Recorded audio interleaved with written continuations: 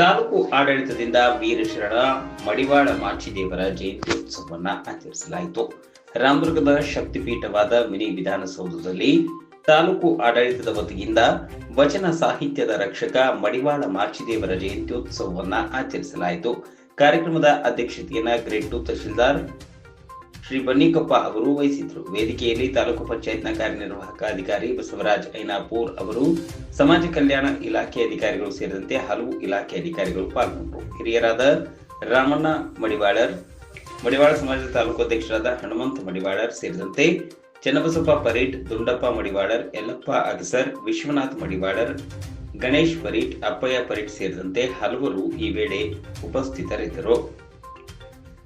ಸರ್ಕಾರಿ ಪದವಿ ಪೂರ್ವ ಮಹಾವಿದ್ಯಾಲಯ ಸೂರ್ಯವಾನದ ಪ್ರಾಚಾರ್ಯರಾದ ರಮೇಶ್ ಮೂಟೆ ಇವರು ಮಾಚಿದೇವರ ಜೀವನ ಮತ್ತು ಆದರ್ಶಗಳ ಕುರಿತು ಉಪನ್ಯಾಸವನ್ನ ನೀಡಿದರು. ಮಹದಾಯಿ ಹೋರಾಟಗಾರರಾದ ಹನುಮಂತಪ್ಪ ಮಡಿವಾಳರ್ ಕಲಹಾಳ್ ಇವರು ವಂದನಾರ್ಪಣೆಯನ್ನ ಸಲ್ಲಿಸಿದರು. ನಂತರ ಬಾಡಕಾರ್ಪೇಟೆಯ ಮಡಿವಾಳರ್ ಕಾಲೋನಿಯಲ್ಲಿ ಹನುಮಂತ ದೇವರ ದೇವಸ್ಥಾನದ ಆವರಣದಲ್ಲಿ ಮಡಿವಾಳ ಸಮುದಾಯದಿಂದ ಜಯಂತಿ ಕಾರ್ಯಕ್ರಮವನ್ನು ಆಚರಿಸಲಾಯಿತು. ಮಾಚಿದೇವರ ಭಾವಚಿತ್ರಕ್ಕೆ ಪೂಜೆಯನ್ನ ಸಲ್ಲಿಸಲಾಯಿತು. ಮಹಿಳೆಯರು ಆರತಿಯನ್ನ ಮಾಡಿದರು. ಭಜನಾ ಕಾರ್ಯಕ್ರಮ ನೆರವೇರಿತು. ನಂತರ ಅನ್ನಪ್ರಸಾದ ನಡೆಯಿತು. ಈ ಕಾರ್ಯಕ್ರಮದಲ್ಲಿ ಮಡಿವಾಳರ್ ಸೇರಿದಂತೆ ಹಲವರು ಇನ್ನುಳಿದ ಎಲ್ಲ ಸಮಾಜದ ಬಂಧುಗಳು ಆಗಮಿಸಿ ಮಾಚಿದೇವರಿಗೆ ನಮಿಸಿ ಶುಭ ಕೋರಿ ಪ್ರಸಾದವನ್ನ ಸ್ವೀಕರಿಸಿದರು.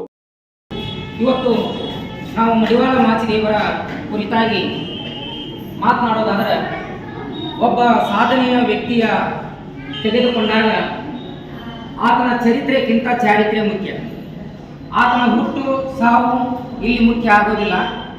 ಅವರು ಯಾವ ರೀತಿಯಾಗಿ ಬದುಕಿದರು, ಯಾವ ರೀತಿಯಾಗಿ ತಮ್ಮ ಜೀವನವನ್ನು ಸಮಾಜಕ್ಕಾಗಿ ಮುಡಿಪಾಗಿಟ್ಟರು ಅನ್ನುವಂಥದ್ರ ಮೇಲೆ ಆ ಚಾರಿತ್ರ್ಯ, ಆ ವ್ಯಕ್ತಿ ಮುಖ್ಯವಾಗಿ ಕಾಣ್ತಾರೆ. ಆದರೆ ಇಲ್ಲಿ ನಮ್ಗೆ ಮಡಿವಾಳ ಮಾಚಿದೇವರು ಎರಡು ಮುಖಗಳಿಂದ ನಮಗೆ ಮುಖ್ಯವಾಗಿ ಕಂಡು ಬರ್ತಾರೆ.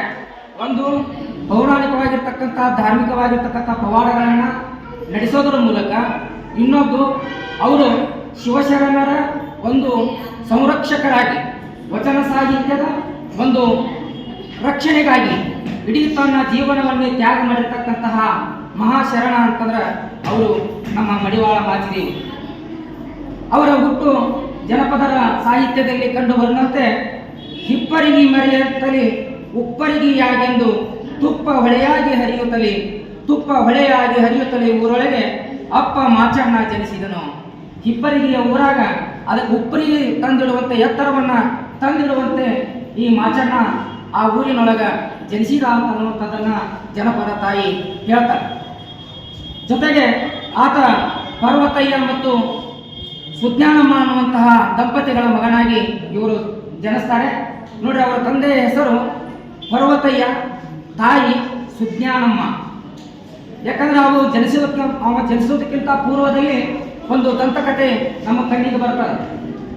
ಯಾವ ಒಂದು ದಕ್ಷ ನನ್ನ ಸಂಹಾರ ಮಾಡಿರ್ತಕ್ಕಂಥ ವೀರಭದ್ರ ಕೈಲಾಸದಲ್ಲಿ ಶಿವಭಕ್ತನಿಗೆ ತೊಂದರೆಯನ್ನು ಉಂಟು ಮಾಡಿದಾಗ ಆ ಶಿವ ಆ ವೀರಭದ್ರನಿಗೆ ಒಂದು ಶಾಪವನ್ನು ಹಾಕ್ತಾನೆ. ಏನು ಅಂತಂದ್ರೆ, ನೀನು ಯಾವ ಶಿವಭಕ್ತನನ್ನು ನೀನು ಮಲಿನ ಮಾಡಿದೆಯೋ, ನೀನು ಪವಿತ್ರ ಆಗಬೇಕು ಅಂತಂದ್ರೆ ನೀನು ಭೂಲೋಕದೊಳಗೆ ಹುಟ್ಟಿ ಅಲ್ಲಿ ಜನರ ಮಲಿನವನ್ನು ತೊಳೆದು, ಆಮೇಲೆ ಜನರ ಮನಸ್ಸಿನ ಮಲಿನವನ್ನು ತೊಳೆದು ಅವಾಗ ನಿನಗೆ ಮೋಕ್ಷ ಸಿಗ್ತದ ಅನ್ನುವಂಥ ಕಾರಣದಿಂದ ಆತ ಕಲಿರುದ್ರನಾಗಿ ಆತ ಇಲ್ಲಿ ಜನಿಸಿದ ಭೂಲೋಕದಲ್ಲಿ ಅನ್ನುವಂಥದ್ದನ್ನು ಕೂಡ ನಾವು ಮನಗಾಣಬೇಕಾಗತ್ತೆ. ಆದರೆ ಮಾಚಿದೇವರದು ಒಂದು ವಿಶಿಷ್ಟವಾಗಿರ್ತಕ್ಕಂಥ ವ್ಯಕ್ತಿತ್ವ. ಅವರು ವೀರನಿಷ್ಠೆಯ ಪ್ರತೀಕ ಅಂತ ಹೇಳ್ಬೋದು. ವೀರನಿಷ್ಠೆಯ ಪ್ರತೀಕ ಅನ್ನುವಂಥದ್ದು. ಅದಕ್ಕೆ ಅವರನ್ನು ನಾವು ವೀರಭದ್ರನ ಅವತಾರಿ ಕಲಿರುದ್ರ ಅನ್ನುವಂಥ ಮಾತಿನಿಂದ ಅವರನ್ನು ಕರ್ಕೊಳ್ತೀವಿ. ಜೊತೆಗೆ ಆ ಬಸವಣ್ಣನವರ ತತ್ವಗಳಿಗೆ ಮಾರು ಹೋಗಿರ್ತಕ್ಕಂತಹ ಆ ಯಾವ ಒಂದು ಹಿಪ್ಪರಿಗೆಯಲ್ಲಿ ತನ್ನ ಜೀವನವನ್ನು ಕಳೀತಕ್ಕಂಥ ಅವರ ಬಸವ ತತ್ವಕ್ಕೆ ಮಾರು ಹೋಗಿ ಕಲ್ಯಾಣಕ್ಕೆ ಹೋಗಿ ಸೇರ್ತಾರೆ. ಕಲ್ಯಾಣದೊಳಗ ಅವ್ರು ಮಾಡ್ತಕ್ಕಂಥ ಕಾರ್ಯ ಅಂತಂದ್ರೆ, ಅವರು ನೇರವಾಗಿರ್ತಕ್ಕಂತಹ ನಿಷ್ಠೂರತೆಯಿಂದ ಅವರು ತಮ್ಮ ಜೀವನವನ್ನು ಅಲ್ಲಿ ಕಳೀತಕ್ಕಂಥದ್ದನ್ನು ನೋಡ್ತೀವಿ. ಯಾವುದೇ ರೀತಿಯಾಗಿ ಭವಿಗಳನ್ನು ಕಂಡ್ರೆ ಅವರಿಗೆ ಆಗಿ ಬರ್ತಾ ಇರಲಿಲ್ಲ. ಅಂದ್ರೆ ಸ್ವಾರ್ಥಿಗಳನ್ನು, ಕಾಂಬಿಗರನ್ನು, ಮೂಢರನ್ನು ಅಂಥವ್ರನ್ನು ಕಂಡಾಗ ಅವರಿಗೆ ಬಹಳ ಸಿಟ್ಟು ಬರ್ತಿತ್ತು. ಅದಕ್ಕೆ ಅವರು ಸದಾ ಅವರು ಉದ್ಯೋಗ ಬಟ್ಟೆಯನ್ನು ತೊಳಿತಕ್ಕಂಥ ಅಗಸತನವನ್ನು ಮಾಡಿದರೂ ಕೂಡ ಅವರು ಸದಾ ಖಡ್ಗವನ್ನ ಇಟ್ಟುಕೊಂಡು